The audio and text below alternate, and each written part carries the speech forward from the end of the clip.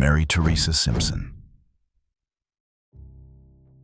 On Sunday, March 15, 1964, at approximately 6:30 in the evening, a young girl waved goodbye to her cousins and aunt near East Market and Harriet Streets in Elmira, New York, and began walking home to her father's house on foot. She never arrived. Her father reported her missing around 11 that night. 4 days later, on March 19th, a man hiking with his two sons discovered her body in a wooded area off Combs Hill Road in the Southport area, roughly 5 to 7 miles from home. She was fully clothed, partially concealed under branches, leaves, dirt, and 4 heavy stones. Her mouth was stuffed with dirt and twigs. The cause was determined to be strangulation and asphyxiation. Mary Teresa Simpson was from Elmira in Chemung County, New York. She was a shy, bespectacled girl who wore cat-eye glasses, carried a fan club card, and spent her free time playing kick the can and skating with metal-wheeled skates clamped to her shoes. Her older sister, Linda Galpin, was 16 at the time. Her mother was pregnant with a younger sister.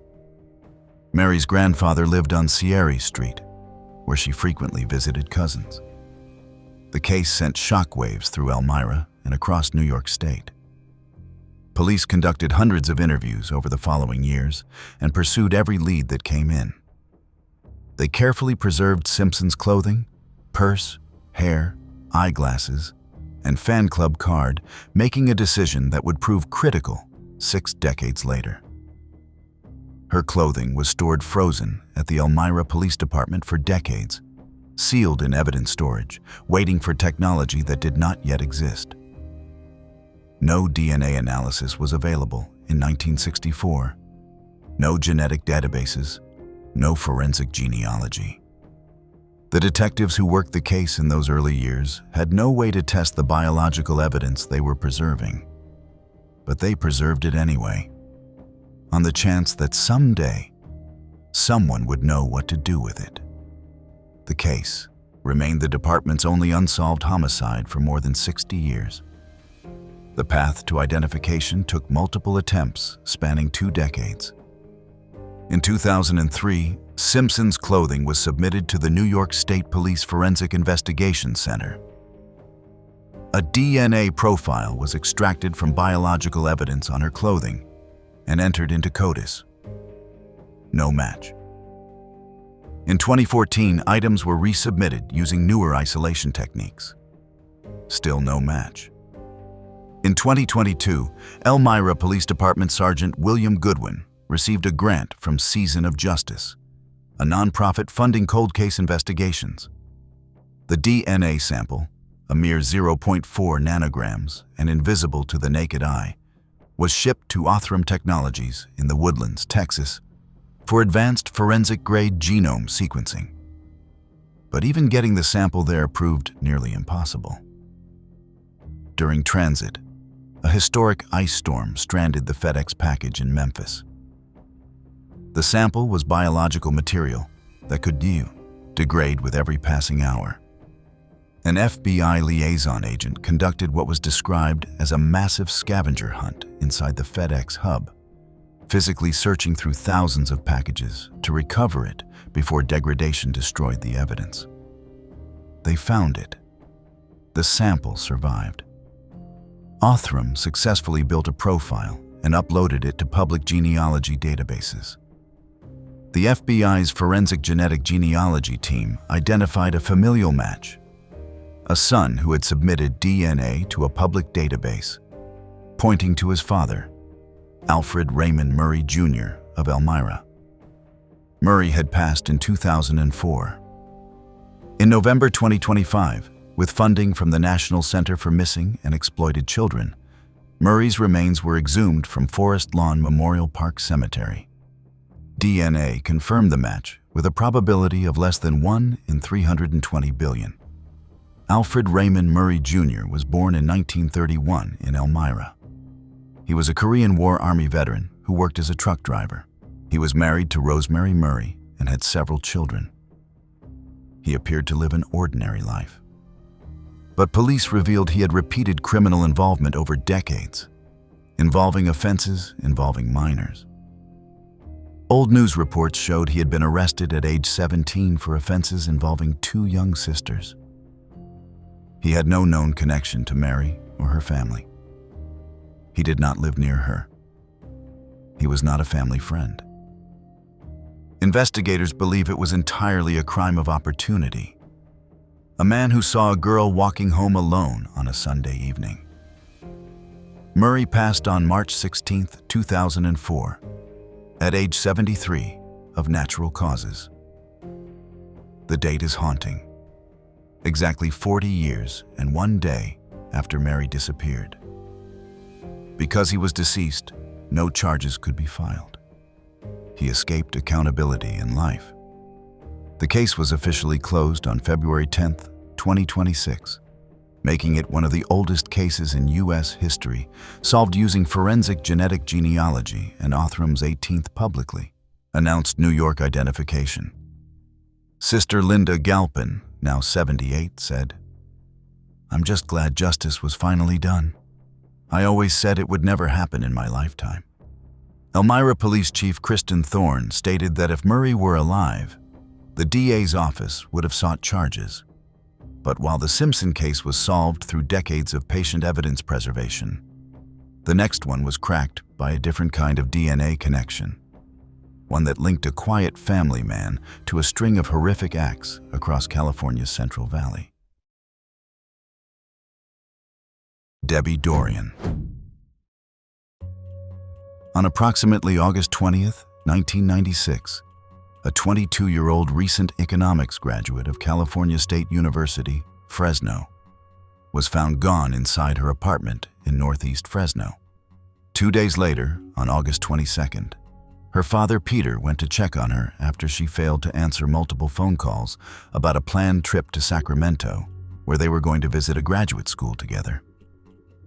He found the front door unlocked, something Debbie never did, and knew immediately that something was wrong. Debbie was on the bedroom floor.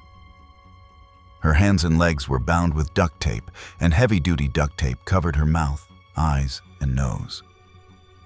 A just-made sandwich sat untouched on the kitchen counter, suggesting the intrusion had interrupted her in the middle of preparing a meal. The cause was determined to be asphyxiation. Evidence of a serious assault was found, and biological material was recovered. Deborah Sarah Dorian was born on June 20th, 1974. She had recently earned her degree and was planning to visit a graduate school in Sacramento the day her body was found. She was just starting to map out the next chapter of her life. Her father was Peter Dorian, and her mother was Sarah Loven. She was described as sweet, loving, and smart, a woman with everything ahead of her. She lived alone in the apartment. A neighbor reported seeing an unknown man approach her door around the time of the events, described as white, blonde, or gray-haired, approximately 35, 5'10", and slim. The description led nowhere. An early DNA test led to a wrongful arrest, but a more advanced test 2 weeks later cleared that individual. Over 100 leads went nowhere. The unknown male DNA was entered into CODIS and sat there waiting. The break came through a case-to-case CODIS hit. DNA from the Dorian case matched DNA from a series of attacks in Visalia, California, 45 miles south, committed between 1999 and 2002. In those incidents, a masked, hooded man with a firearm targeted young women alone at night, forcing them into secluded areas. The crimes were terrifying and methodical. In 2009, Tulare County filed a John Doe DNA complaint to preserve prosecution before the statute of limitations expired. They knew who the DNA belonged to biologically, but had no name to attach to it. In 2018, investigators consulted the same forensic genetic genealogy team that had just cracked the Golden State case using public genealogy databases.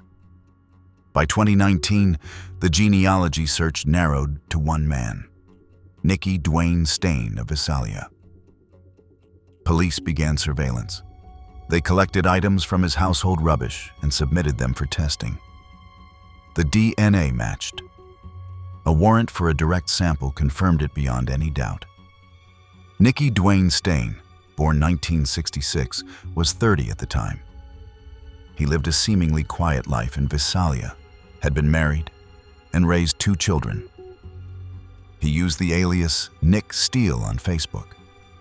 He had virtually no police contacts, despite committing serial offenses across the Central Valley.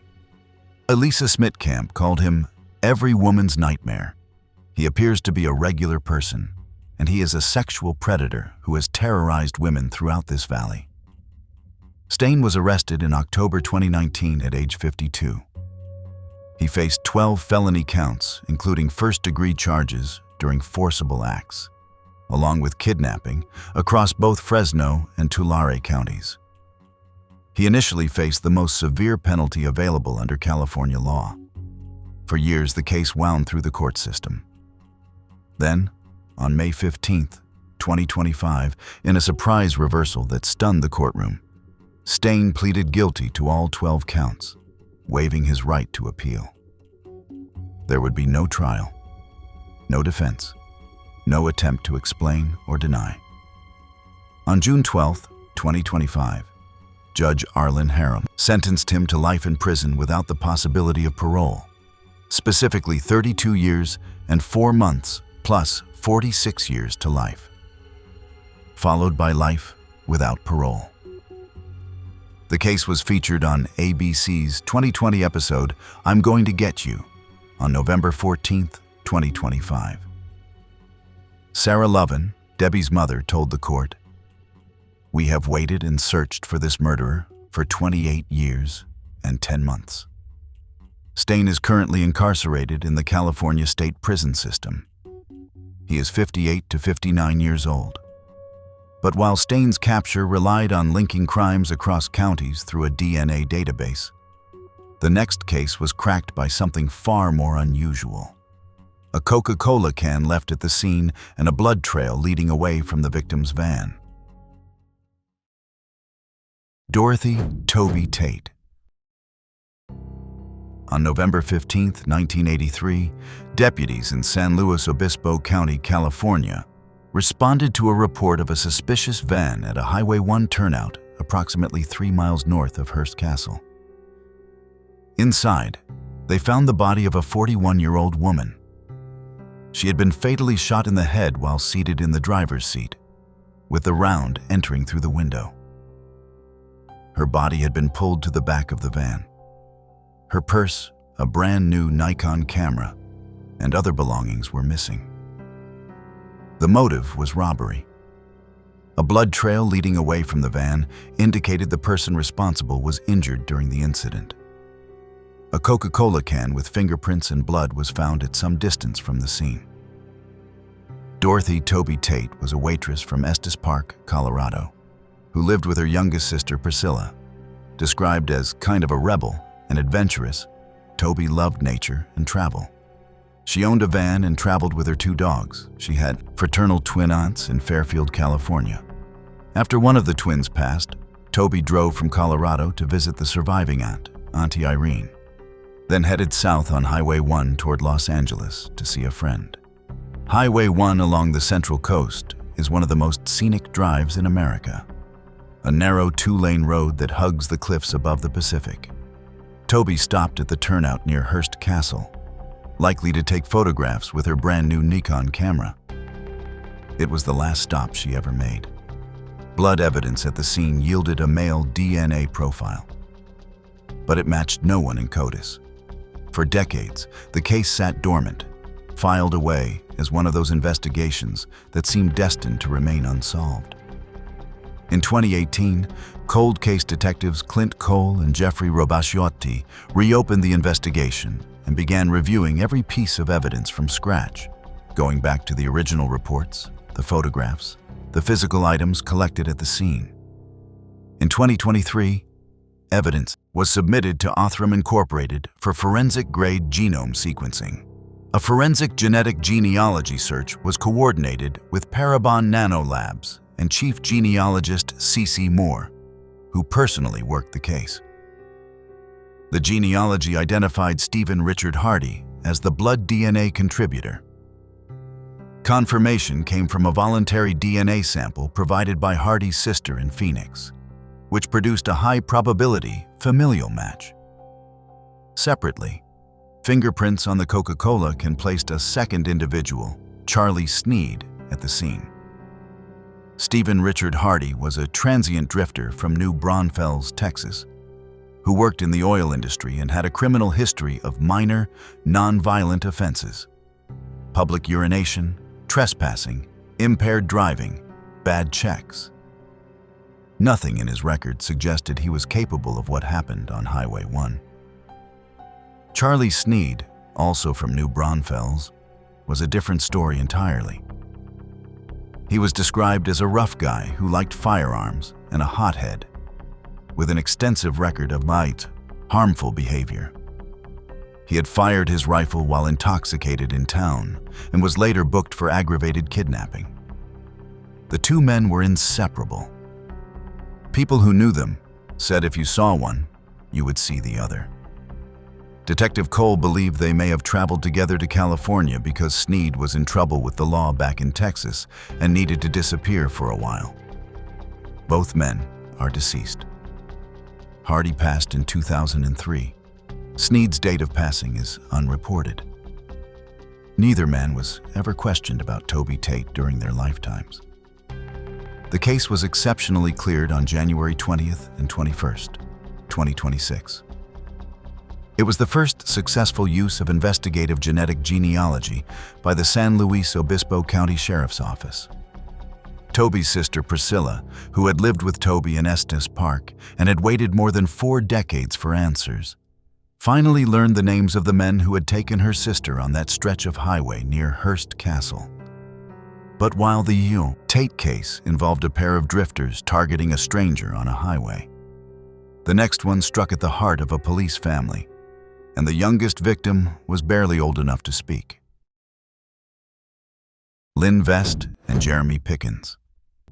On November 12, 1980, at approximately 11 in the morning, a young mother left her home on the east side of Columbus, Ohio, with her nephew to run errands.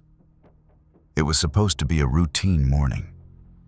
She was driving her 1979 Ford Mustang Cobra, a distinctive blue car.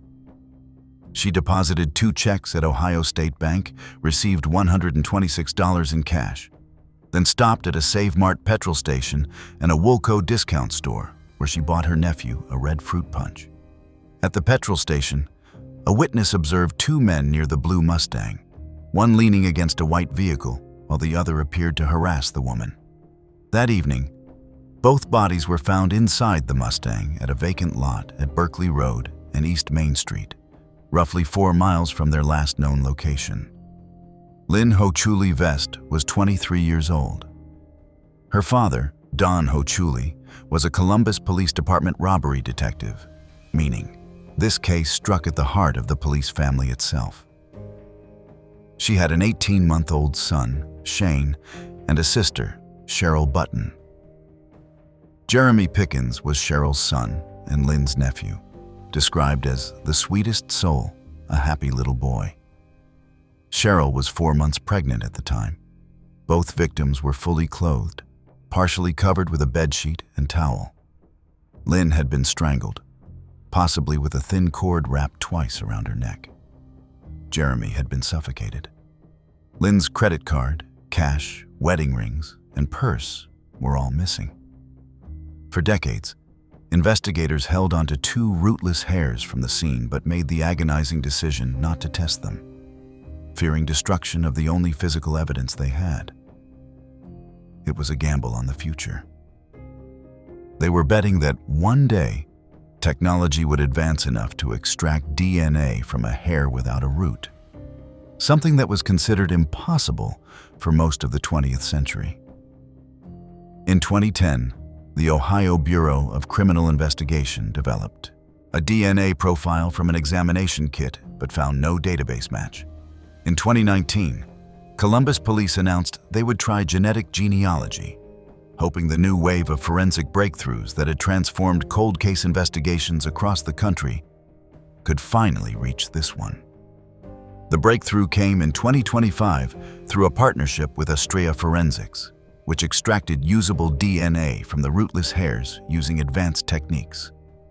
Genealogist Amanda Reno of Ohio, BC, traced the DNA through commercial genealogy databases, identifying a single candidate, Charles William Elliott. In November 2025, Elliott's remains were exhumed from Evergreen Cemetery. His DNA matched. Charles William Elliott was a career offender with a chilling trajectory. Shortly after his 18th birthday, he was arrested for robbery in Kentucky and served time. After release, he returned to Tennessee, abducted a woman from a shopping center, forced her to drive to a wooded area, and harmed her, believing he had ended her life. The woman survived and identified him. Convicted again, Elliott was eventually released into the custody of his sister in Columbus. Within weeks of arriving in Columbus, investigators believe Elliott targeted Lynn and Jeremy. 3 weeks after their passing, on December 2, 1980, he robbed 2 jewelry stores in Wilmington, Ohio, in brazen daylight holdups. At one store, he brandished a revolver and stole nearly $200,000 in merchandise, forcing one employee to tie another to a chair. In a deliberate attempt to mislead investigators and throw suspicion onto someone else, Elliott, who was black, left behind a toboggan containing planted hair from a person of a different background. It was a calculated act of misdirection that showed how aware he was of forensic evidence, even in 1980. Elliott passed in prison around 2000 at the Southern Ohio Correctional Facility in Lucasville, serving time for unrelated robberies. He was in his early 40s. The case was announced as solved on January 23, 2026, but remains technically open. Investigators believe a second person may have been involved, based on witness descriptions of 2 men at the petrol station that morning. One child said at the time of the DNA confirmation, "Sometimes you just don't know everybody's secrets."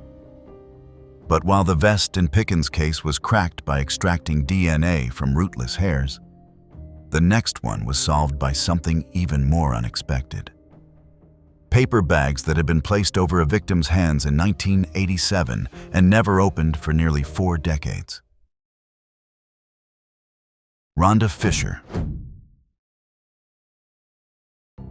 On April 1, 1987, a passing motorist discovered the body of a 30-year-old woman down an embankment in the 3500 block of South Perry Park Road in rural Douglas County, Colorado, south of Sedalia. She had been harmed and strangled. She had last been seen alive the previous night, walking north on Monaco toward Leetsdale in Denver. Her name was Rhonda Marie Fisher. She was described as a mother, daughter, sister, cousin, and niece. She had been staying with various acquaintances in the Denver area. Her parents and brother have since passed. An extensive investigation launched immediately. One acquaintance became a person of interest, but was cleared. Detectives investigated multiple serial offenders active in the Denver metro area from the 1970s through the 1990s, including a man named Vincent Groves, but lacked sufficient evidence for a definitive link. Renewed DNA testing in 2017 produced no complete profiles. The case appeared to have reached its end.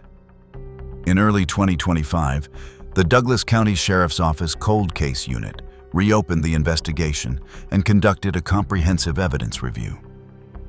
What they found changed everything. Paper bags that had been placed over Fisher's hands at the scene by the coroner in 1987 to preserve trace evidence had been stored untouched for nearly 40 years. It was standard procedure at the time. Bag the hands to protect anything that might be under the fingernails. But no one had ever tested the bags themselves. Not once in 4 decades had anyone thought to look at the inside surface of the paper. When they finally did, They found that skin cells from Fisher's hands had transferred to the inside of the bags over the years, preserving a DNA mixture of both her profile and the profile of the person who had harmed her. The evidence had been sitting in storage the entire time, waiting. In late October 2025, the profile was run through CODIS. It matched, through a case-to-case hit, to biological evidence from 3 1979 Denver homicides committed by Vincent Darrell Groves. The man detectives had long suspected but could never connect was now forensically linked to Rhonda Fisher's case. Vincent Darrell Groves was born on April 19, 1954, and grew up in Wheat Ridge, a Denver suburb. He was the eldest of 3 sons. His father was a postman, his mother a teacher. He was Wheat Ridge High School's star basketball player, class of 1972, and briefly attended Coe College in Iowa. After dropping out, he returned to Denver and became involved in trafficking and illicit activity along Colfax Avenue. Groves targeted vulnerable women along the Colfax corridor between 1978 and 1988, a decade of predation that made him one of the most prolific serial offenders in Colorado history. He was convicted in 1982 for taking the life of 17-year-old Tammy Sue Woodrum. Despite the severity of the conviction, he served less than 5 years and was paroled in 1987, the same year Rhonda Fisher was found. He immediately resumed his pattern of targeting women. Arrested on September 1, 1988, he was convicted in 1990 of first-degree charges for 19-year-old Juanita Becky Lovato, receiving life without parole, and second-degree charges for 25-year-old Diane Montoya Mancera, receiving 20 additional years. Denver police believed he may have been responsible for 20 or more women's lives across the Denver area. Groves passed on October 31, 1996, at age 42, of liver failure and hepatitis C complications while incarcerated. He was never held accountable for what he did to Rhonda Fisher during his lifetime. Fisher's case was exceptionally cleared on December 2, 2025. The Douglas County Sheriff's Office 7th cold case solved in 7 years. Rhonda Fisher had waited nearly 4 decades for her name to be spoken in connection with the man who took her life. The paper bags that no one had thought to test since 1987 turned out to hold the answer the entire time. They sat in an evidence room, gathering dust, while technology slowly caught up to what they contained. When someone finally thought to look inside, the case was solved in weeks. If you've made it this far and enjoy deep dives into the most shocking criminal cases, hit that subscribe button and don't forget to press the bell icon.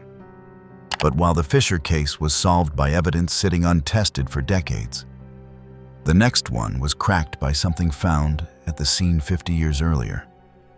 Fingerprints on a bloody clothes iron, waiting for the right technology to give them a name. Edmund Lefebvre. On February 25, 1975, police in San Diego, California, responded to a call at a home on the 2900 block of Suncrest Drive in the North Park neighborhood. What they found inside was one of the most brutal scenes the department had encountered. 34-year-old Edmund Lefebvre lay in a pool of blood on his bedroom floor. He had been beaten and struck with a sharp instrument more than 30 times. A clothes iron, which had been used to beat him, was found at the scene, covered in blood. Fingerprints were collected from the bloody iron and other surfaces throughout the home.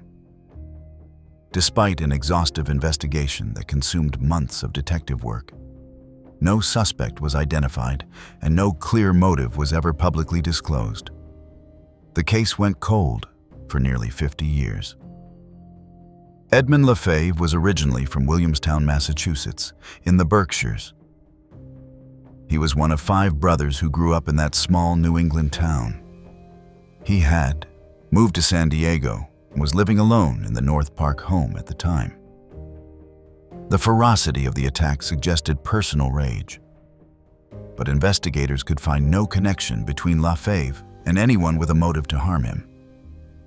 The fingerprints on the iron were preserved, entered into databases as they became available over the decades, and searched repeatedly. Nothing came back. In 2023, the San Diego District Attorney's Charge Program, which stands for Cold Homicide and Research Genealogy Effort, submitted preserved evidence from the Lafave case to Othram Incorporated for forensic-grade genome sequencing. The Charge Program was specifically designed to leverage modern genetic technology against the oldest and coldest unsolved cases in San Diego County. The resulting DNA profile enabled a forensic genetic genealogy search using public databases, generating new leads that had never existed before. For the first time in nearly 50 years, detectives had a direction to follow. In 2024, investigators contacted the Indiana State Police Cold Case Unit for assistance as the genealogy trail pointed toward the Midwest.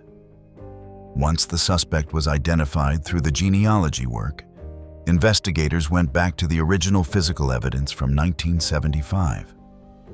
His fingerprints were matched to those lifted from the bloody clothes iron nearly half a century earlier.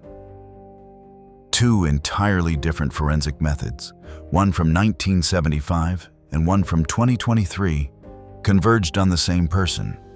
DNA led them to a name. The fingerprints confirmed it.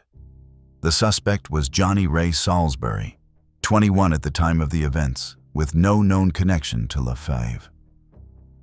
How a 21-year-old from the Midwest ended up in the North Park neighborhood of San Diego in February 1975. In the bedroom of a man he apparently did not know, and left behind both his DNA and his fingerprints on a weapon, remains a question the trial may answer. Salisbury was living in Syracuse, Indiana, in Kosciuszko County at the time of his arrest, a quiet town of fewer than 3,000 people. He had lived there for years, apparently without incident, more than 2,000 miles from the scene. On January 21, 2026, San Diego investigators traveled to Indiana and arrested the now 71-year-old with assistance from the Syracuse Police Department. He was extradited to San Diego approximately 1 month later. Salisbury pleaded not guilty at his arraignment on approximately February 11, 2026, in San Diego Superior Court. He told reporters through the jailhouse glass that he did not do it. He is held without bail in San Diego County Jail, awaiting trial. District Attorney Summer Steffen stated, "This defendant got away with murder for more than half a century, but thanks to the dedication of law enforcement, is now being held to account for his brutal crime." This was the 76th publicly announced California case leveraging Othram's technology. Edmund Lafave's 5 brothers waited 51 years for someone to be held accountable. The fingerprints on that iron were there from the very first day.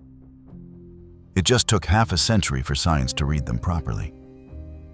But while the Lafave case identified a stranger with no apparent connection to the victim, the next one pointed directly at a man investigators had suspected for decades, a serial offender who denied everything on his deathbed and took his secrets to the grave. Elizabeth Wasson.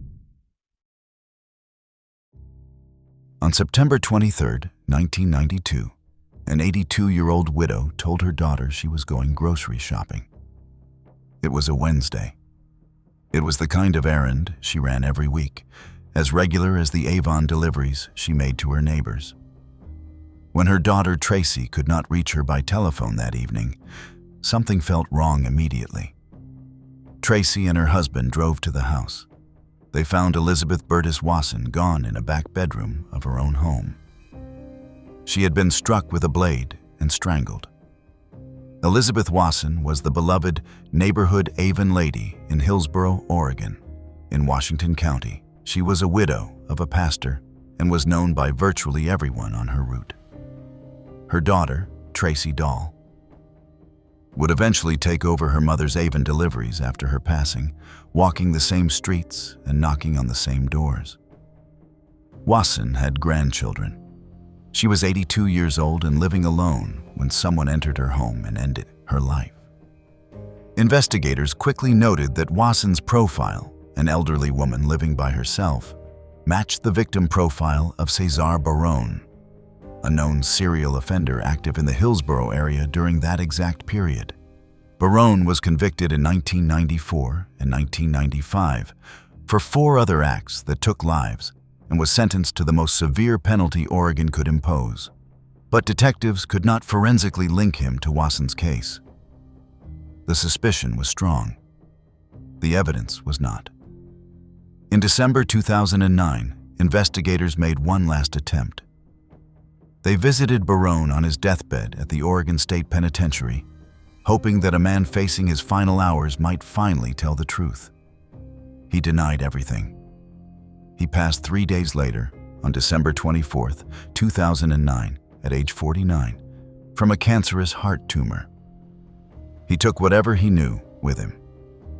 In 2020, the Washington County DA's office secured federal funding for a cold case unit dedicated to reopening the county's oldest unsolved cases with modern forensic tools. In 2023, Hillsborough Police Department Detective Megan Townsend re-examined the Wasson case with fresh eyes. She went back to the original evidence, item by item.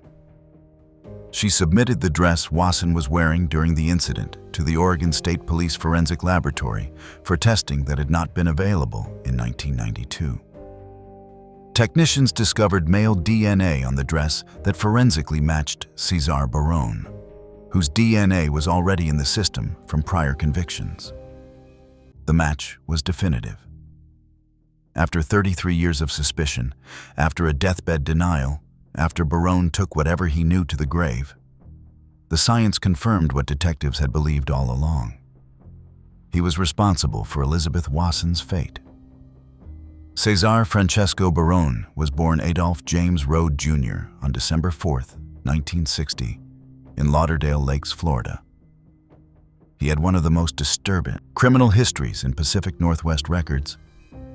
He was expelled from school at a very young age. He harmed family members as a teenager. At 19, he targeted and took the life of a 71-year-old neighbor named Alice Stock.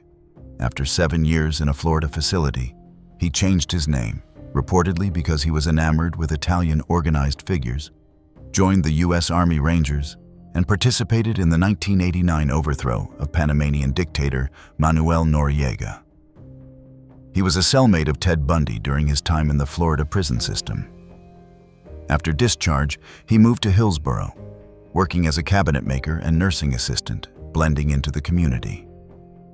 His known victims include Margaret Schmidt, 61, in 1991, Martha Bryant, 41, in 1992, Chanty Woodman, 23, in 1992, and Betty Williams, 51, in 1993. He also harmed 3 women who survived. His courtroom behavior was bizarre. He claimed descent from Italian nobility and placed a kangaroo court sign on the defense table. The Wasson connection was announced on February 10, 2026.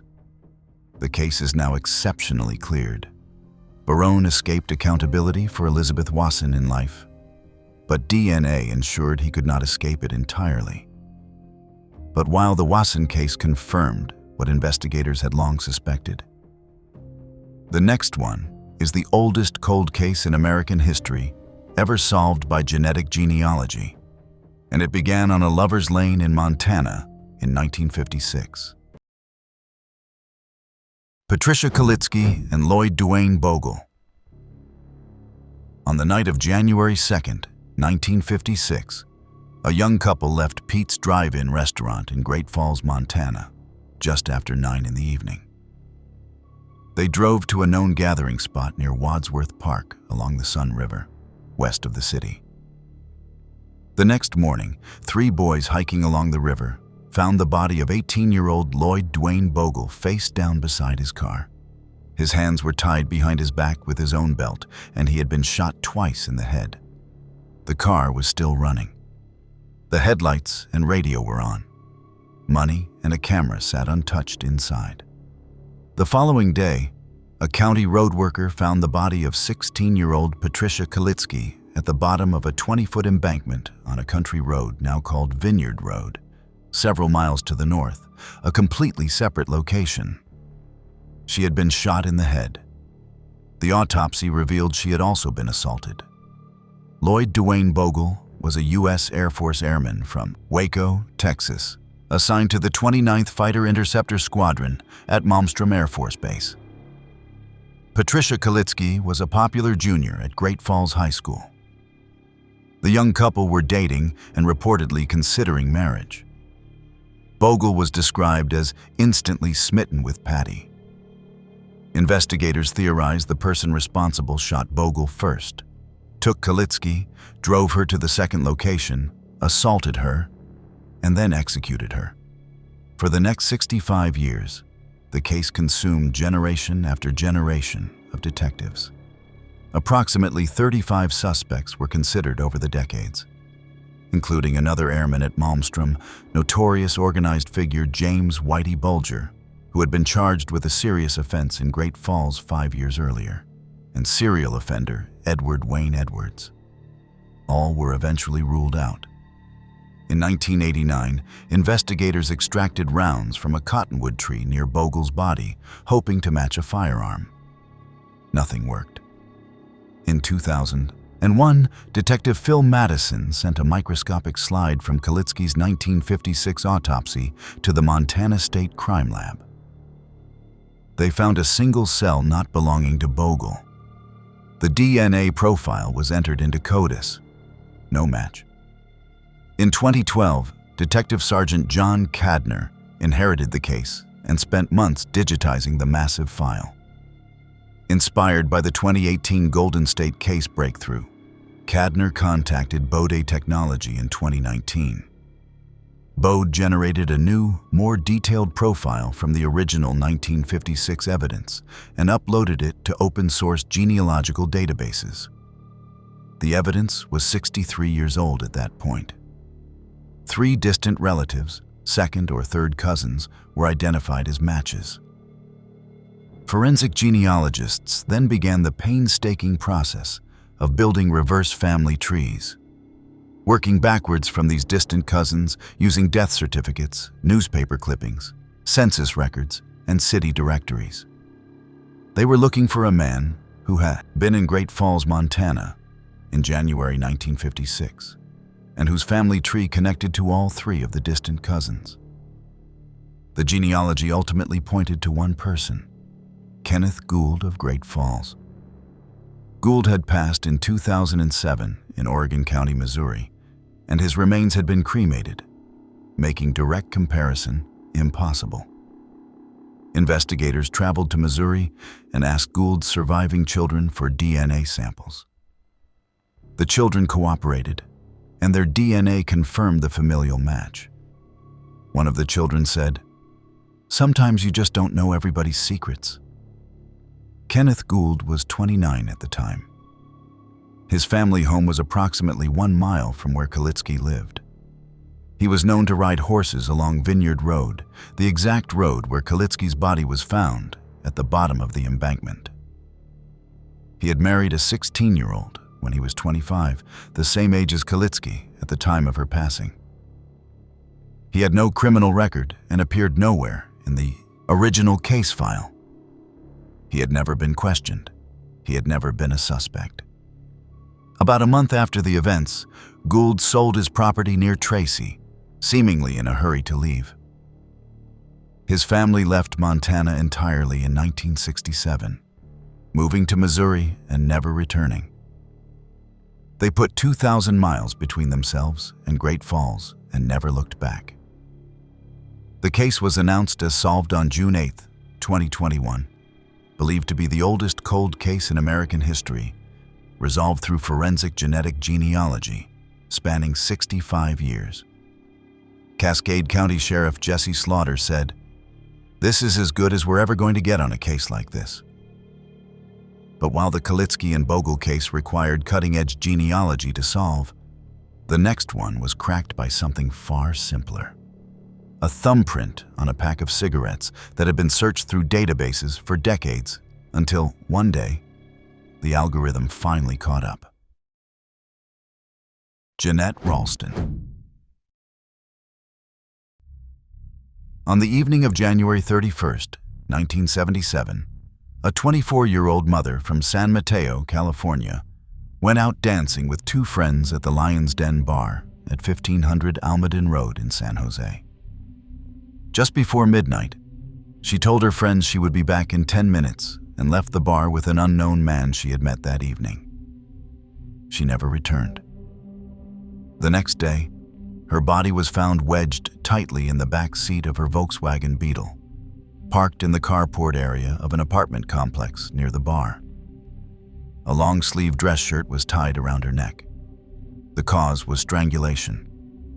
The person responsible had attempted to set the car on fire, but it failed to burn. A pack of Eve brand cigarettes was found in the car bearing a thumbprint. Jeanette Ralston was a young mother with a son who was 6 years old at the time.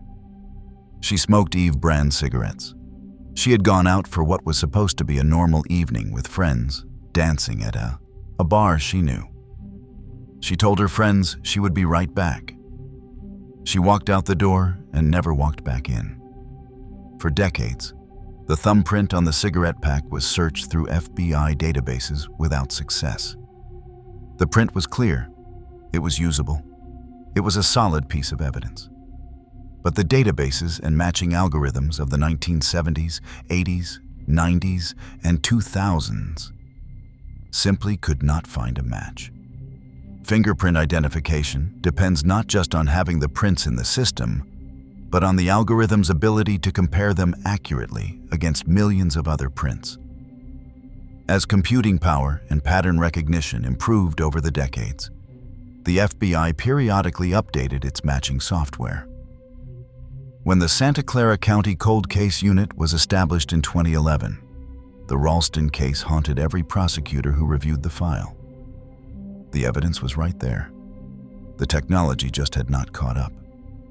Deputy DA Rob Baker described the next step as throwing a Hail Mary. In August 2024, they reran the prints through the FBI's fingerprint database one more time after the FBI updated its search algorithm.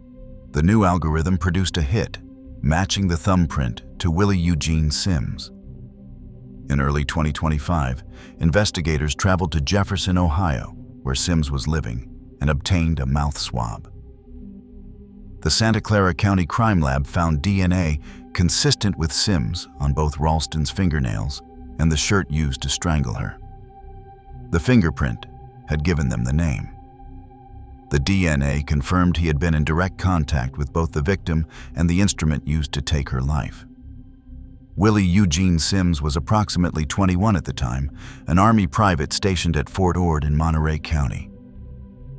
In 1978, just 1 year after Ralston's passing, he was convicted of assault with intent to commit a serious offense and robbery involving another woman in Monterey County, receiving 4 years.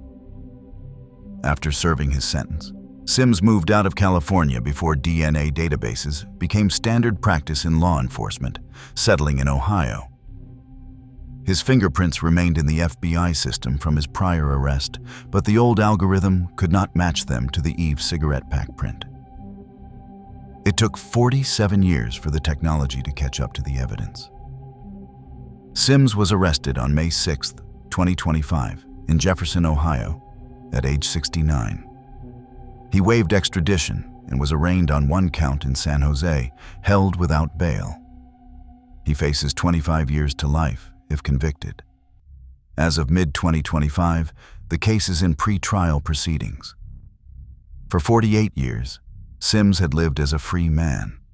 He had moved across the country, settled into a quiet life in a small Ohio town, and apparently believed that whatever happened in that parking lot in San Jose in 1977 would never find him. Ralston's son, now in his 50s, wrote on social media, "You have undoubtedly made a 6-year-old kid happy after all these years. Thank you from the bottom of my heart." He had been 6 years old when his mother walked out of a bar and never came back. He had waited his entire life for this moment.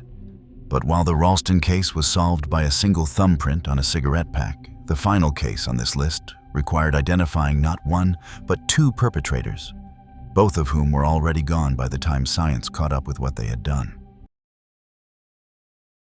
Barbara Schreiber and Darlene Zetterauer. On the evening of June 18, 1975, two best friends were seen sitting on a bench on a busy street in Hollywood, Florida, in Broward County. Witnesses reported that a white van with two men pulled up and the girls voluntarily got in. They had been frequent hitchhikers and were reportedly headed from one home to a friend's house. The next morning, a family on a fishing trip discovered their bodies lying side by side on a dirt road near Interstate 75 in the Florida Everglades, approximately 4 miles north of Andytown, along a canal parallel to Highway 27. Both had been harmed and shot. Barbara Susan Barbie Schreiber and Belinda Darlene Zetterauer were best friends, described as inseparable. They lived in Hollywood, Florida. Both had just finished 8th grade and were preparing for high school. Barbara had a younger sister, Kimberly. Darlene's parents, Robert and Joyce Zetterauer, would both pass before ever learning who was responsible for their daughter's fate. The Broward Sheriff's Office investigated for decades without a break. Tips came in and led nowhere. Suspects were considered and cleared. The case sat in the files while the families waited, year after year, for a phone call that never came. In 2019, BSO created a full-time cold case unit, staffed with detectives whose sole job was to reopen the county's coldest files with modern forensic tools. The Schreiber and Zetterauer file was among the first pulled from the archives. After nearly half a century, someone was finally looking at it again with fresh eyes and new technology. In 2023, using advanced DNA techniques on evidence preserved from the victim's clothing, the crime lab obtained a complete DNA profile of one perpetrator and a partial profile of a second. The first profile matched Robert Clark Keebler. In 2025, further investigation, including a previously uninterviewed witness and additional DNA analysis, identified Lawrence Stein as the second perpetrator. Corroborating evidence confirmed that Keebler drove a white van upon returning to Florida from California in early 1975. The same type of vehicle witnesses described pulling up to the bench that evening. He was arrested in a road rage incident in Pompano Beach just 7 days after the events while driving the same van. But at the time, no one connected him to the two girls found in the Everglades. Robert Clark Keebler and Lawrence Stein were criminal partners in their early 20s with extensive records, including armed robbery, serious assaults, aggravated offenses, burglaries, and kidnappings spanning Florida, California, and Arizona, dating back to 1972. Both spent portions of their lives in and out of facilities. They were a pair who fed off each other's willingness to cross lines. Keebler passed in 2019 in Miami, just as the cold case unit was beginning to reopen the very case that would eventually bear his name. Stein passed in 2005. Neither man was ever questioned about Schreiber and Zetterauer during their lifetimes. Neither faced a courtroom. Neither heard the evidence read aloud. The case was formally filed with the Broward State Attorney's Office, which agreed that both men would have been prosecuted had they been alive. It was classified as exceptionally cleared on May 22, 2025. The 31st cold case solved by BSO's unit since its 2019 launch. Detective Giannino stated he does not believe Keebler and Stein are connected to the broader flat tire series of 1975 and 76, as their methods differed. Kimberly Schreiber, now an adult, received her sister's cross necklace and ring from investigators after 50 years. The items had been held in evidence since 1975, waiting to be returned to a family that had waited half a century for answers. She said, "It devastated us. It destroyed us. It didn't break us, but our hearts will ever be broken. It does give us some closure in our days to come, to smile again." Two best friends who got into a white van on a summer evening in 1975 finally have names attached to the men who took them from this world. It took 50 years, 2 DNA profiles, a cold case unit that did not exist until 2019, and science that did not exist until the 21st century. But in the end, the evidence spoke. This was all from our side today. Thanks for watching. Click here to check out another video.